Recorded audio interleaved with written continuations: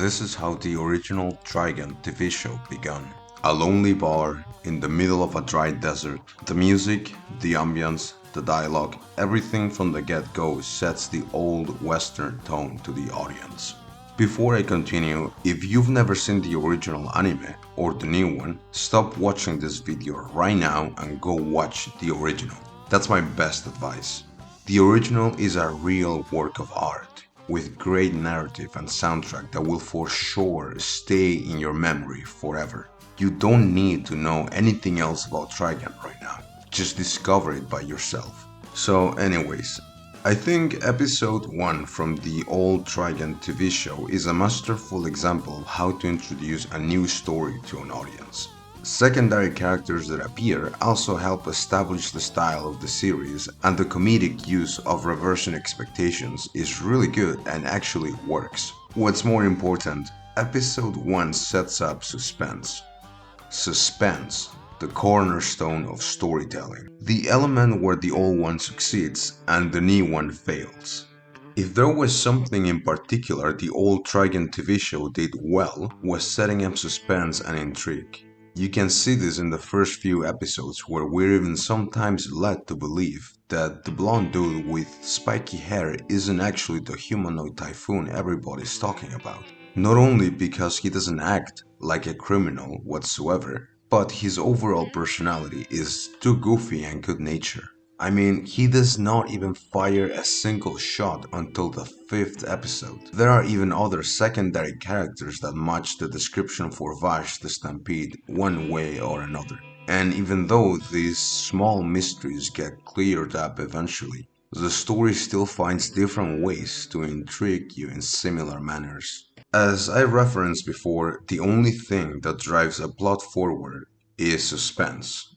If you're a good storyteller, you gotta focus on building up suspense with the goal of delivering resolutions at the climax. It's a conscious effort of a show don't tell exercise that involves holding back as much as you can while retaining people's attention. It's really risky because sometimes you gotta trust your audience is gonna be smart enough to follow the clues you leave along the way. This is my problem with the new Trigun.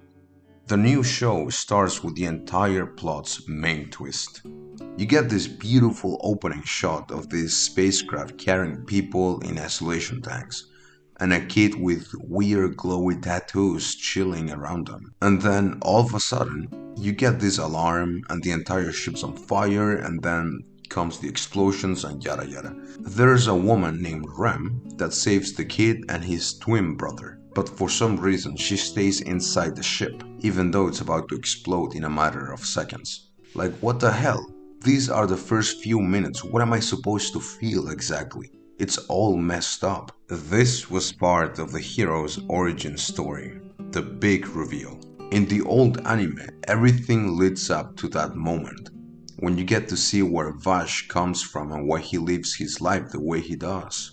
And also, more importantly, you get to finally experience the main genre of what the show is about, which is sci-fi and old western. A very rare genre, especially in anime. The point is, the big answers are given right away, completely screwing over the resolution at the climax of the series. It's difficult to understand if you're not an old fan of the show and if you haven't seen it. So let me give you a hypothetical. Imagine that years down the line, let's say 10, 15, maybe 20 years, they decide to remake another popular anime. Let's say it's Attack on Titan. But they are not just gonna remake it with the purpose of upgrading the animation or visual style. They're gonna retell the entire story. So now, in the very first episode, they show you exactly who Eren's father is, where the Titans come from, and that Eren's got the power to transform into a Titan himself. Imagine the jaw-dropping moment if you saw that happen. You'd feel like they just took a shit on the story you grew to love many years ago. 3 or 4 seasons worth of suspense gone. The original experience downgraded into sets of just visually good-looking action scenes. That's what they were going for in this new show. They're just dumping the plot in front of us as fast as they can to focus on animating the action scenes. Trigun Stampede is just a dumbed down version of the original show for people that just wanted action first and plot second. At least that's how it's presenting itself this first season. It's not easy to create a smart plot with mature undertones when your show's target audience is mainly people in their teens. Funding something like that must be tough, as most producers probably think young people won't be able to follow. They are fucking wrong. Yes, I know Trigun flopped when it aired in Japan, but it found its audience globally in the 2000s, and then went on to become one of the most significant anime of the 90s alongside other big titles such as Cowboy Bebop or Evangelion. The moral of the story is to never underestimate how smart your audience is. On the other hand, I remember a long time ago looking at bad reviews online from the original anime, and the main criticism was that kids were getting into the show expecting gun action and loads of explosions, but were hit with a story that focused very much on building characters, their ideals and relationships with each other.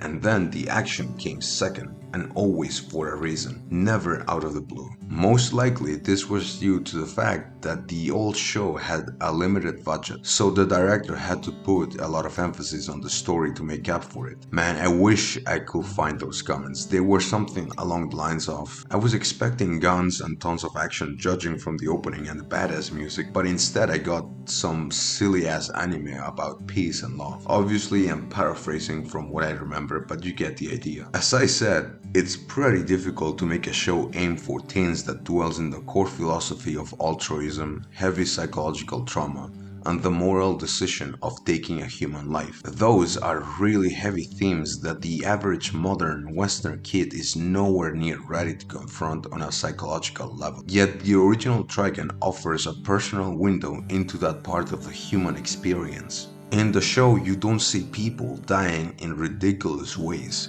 You see people living with the broken memories that those who die leave behind. Villains are other human beings in a completely merciless world that have genuinely failed to find redemption within themselves for various reasons. They were either wrong in the past, betrayed, sometimes kidnapped, blackmailed, and now place the blame for their misfortunes on everyone but themselves. As I said, it's all very human. They all feel very human. Vash's own philosophy against murder and his core belief in altruism gets questioned and destroyed multiple times with real evidence until he's broken physically and mentally. If you don't focus on these themes, you don't have Trigun, at least in my opinion. One thing that people seem to praise unanimously is the 3D animation. Apparently, Trigun Stampede is the first decent 3D anime to come out ever. And although it's something to be praised, I gotta say that personally I don't like it. The first thing that always ages, on anything for that matter, is technology, and this won't be an exception.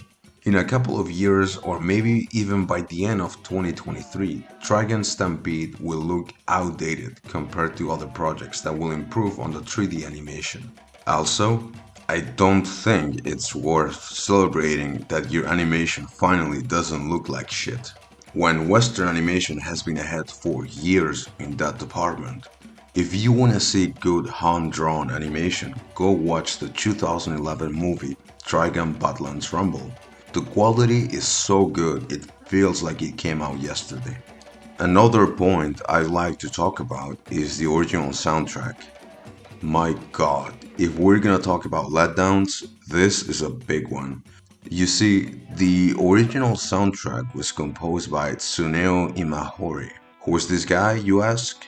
Well, he's a really good guitarist and composer, probably best known for being a member of the Seatbelts. You know the Seatbelts? The legendary band that formed during the production of the anime Cowboy Bebop, arguably the best anime of all time? Yeah, he was a member working alongside various talented musicians such as Yoko Kanno, who is regarded also as one of the best composers in anime ever. The Seatbelts were a one-of-a-kind group focused on experimentation and mixing many different styles of music to create their own identity. And this guy, Mr. Imahori, was the guitarist. Needless to say, he's a well of talent and experience in music composition. What he got from working with the seatbelts, he translated back when composing the original soundtrack for Trigun. And just like in Cowboy Bebop, the music in the original Trigun stands by itself. You could listen to the entire album and feel like you're actually listening to music, not just ambient, generic, boring music, which is what's typically used in movies to set up the tone of a scene. As a matter of fact, usually directors nurture the music in their films as much as possible to make sure it doesn't distract the audience from the movie, which is as arrogant as it gets if you ask me. We never see movies with outstanding music anymore. With all of their dozens of films and series, people can barely remember a single track played in the Marvel Cinematic Universe. And if they do, it's probably those 3 seconds of trumpets blasting every time they assemble. But that's not music. Nobody will go to a concert playing any of these tracks because they don't offer anything on an emotional level. Alfred Hitchcock, the legendary movie director, used to say that once he's done filming, half his job was done. The other half was left in the composer's hands. That's how much value he placed on the score. And the music in his films is still remembered to this day. Tsuneo Imahori did for the original Trigun what John Williams did for Star Wars, or what Howard Shore did for The Lord of the Rings. He gave it an identity through music. And both the director and screenwriter at the time were smart enough to give room for Mr. Imahori's music to shine during the show, adjusting the pace of each scene to appreciate the music. And considering an anime episode is around 20 minutes long, without counting the opening and ending, that's a really ballsy move to pull. It's a big bet on the composer. But luckily for everybody, Imahori's music not only holds the weight of each second it's put on the spotlight, it completely surpasses expectations. We're talking about really good music. Guitar solos, electric guitar solos, chaotic jazz, throwbacks to Western classics mixed in with electronic music, humdrums, piano, and so on. And it all works perfectly somehow for the genre Trigun is going for, which is Western and sci-fi. How did Imahori achieve that? I'll never know, but it's incredible. This is stuff that's gonna be heard for decades to come, inspiring future generations to pick up the guitar or the drums or different styles of music like it did to me. So what do we have in Trigun Stampede in comparison? Generic ambience music with a few songs thrown in between. These will probably work just fine in any other anime, but we're talking about Tsuneo Imahori's legacy. Comparisons are gonna be drawn, and this fails completely. It's clear there was no synchrony or communication between directors, producers, and composers. It's so disappointing how in the end we just got a wannabe Hollywood soulless production. As if the new soundtrack wasn't bad enough, we get redesigns for pretty much every character. These new designs don't even feel like they belong in a Western setting. With all of these changes, I wouldn't be surprised if people were to forget that Trigun is inspired by spaghetti Western films, when the Western style is so thrown to the back in favor of the science fiction.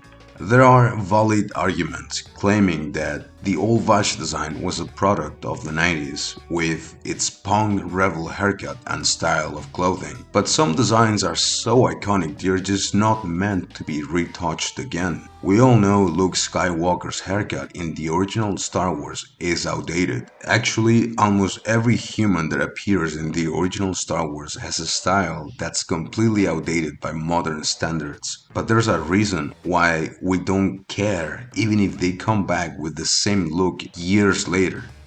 Vash's original design was so iconic and striking, it inspired other creators to design characters in his fashion. And yeah, I am aware that the original Trigun creator also worked on the redesigns, but it doesn't mean it's a good redesign. For example, Vash looks way too boyish now, as if he went from a grown young man to a 16-year-old. They even changed the iconic red trench leather coat, and gave the new Vash this modern looking coat with a hoodie. It looks too modern again, and again, it doesn't fit in at all in a Western setting. I think the only reason it exists is to sell it to the public eventually through a collaboration with a big brand fashion designer. The iconic spiky hair is gone too, and now we have this K-pop idol looking haircut. If your redesign goes from badass gunslinger to something that looks like a K-pop star, I think you're doing something wrong. The iconic sunglasses also gone, replaced by these huge, round Cali from the Valley sunglasses that, between this and the new haircut, occupies too much space around Vash's face. And don't get me started with the new gun design. Oh my god, what a sin. The old revolver used to look so cool. I can't go easy on this. The new design is just ridiculous. And it doesn't even have an interesting origin story like in the original. It's just a gun the new Vash picked up from the ground. But what really bothered me is how they changed the show's style of comedy to something almost non-existent. Original Vash had a pretty good sense of humor, throwing one-liners every now and then that were quite good. But the real issue is how they got rid of his original fail womanizer personality and style of comedy that might be considered too much for sensitive modern audiences. It was clearly removed to appeal to Western countries. What's really hilarious about these changes is how, even though they are adapted and in some cases removed to not offend anybody's sensibilities, they completely threw away the braveness and significance that the woman from the original series had.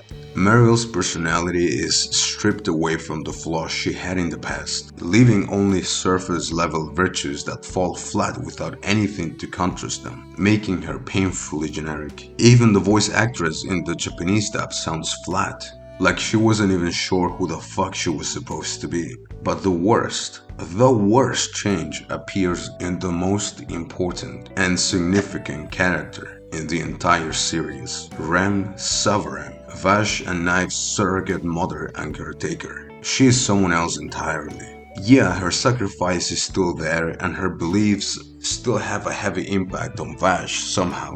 And I say somehow because it's not really explored who she is or what she believes in or why. So there's a disconnection between us, the audience, and whatever is going on through Vash's head that holds this new Rem with such deep affection, which the original show never had a problem with, as her presence was felt throughout the entire series. And by the time we get to see her sacrifice, we feel the pain Vash felt and how beautiful and unique of a human being she really was. It's a point in the story where we finally get to know Vash on a deeply personal level and gain a new level of respect for him, which works wonders as the final arc in the anime from the 90s was about coming to terms with the sense of loss. Look, I think I can get over the changes in character design, the music, even though it hurts, style of sci-fi over Western,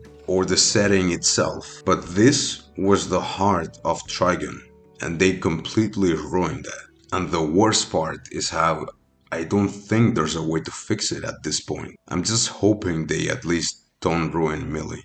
On a side note, they didn't touch Wolfwood at all in terms of personality. He's still the same as always, which is good, which goes to show how they didn't need to change anything about the base characters to make it work, to make the show work. Sadly, I can't say the same thing about Knives. Just like Vash, he's like a different guy that's named and kinda looks like the original, but is given a different personality.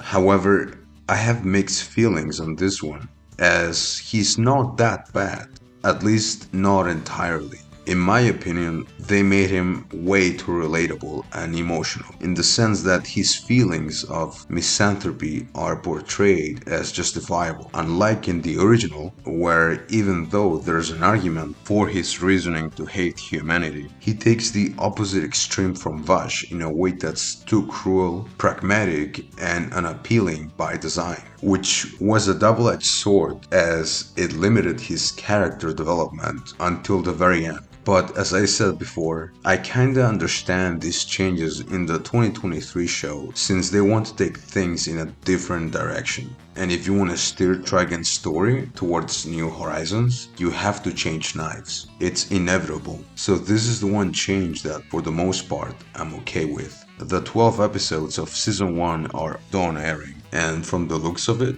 I think the director is more concerned about making good action scenes with this new technology than taking the time to develop a good story. So sadly, this new version of Trigun will probably run short in popularity. I think people will move on to the next visual spectacle, and in a decade or two down the line, no one will be saying things like, "You wanna watch a good anime? Go for Trigun Stampede," like they did for the original Trigun back in 1998. I really hope I'm wrong. Perhaps season 2 will be amazing, but I don't think so. They've butchered too many characters. The iconic music is now generic. The excellent narrative experience from the original plot is gone, and they're just aiming for the fireworks action. But there are a few positives, like for example following the manga's plot a little bit closer or having Livio finally animated and even giving context to his background. But overall, season 1 was weak.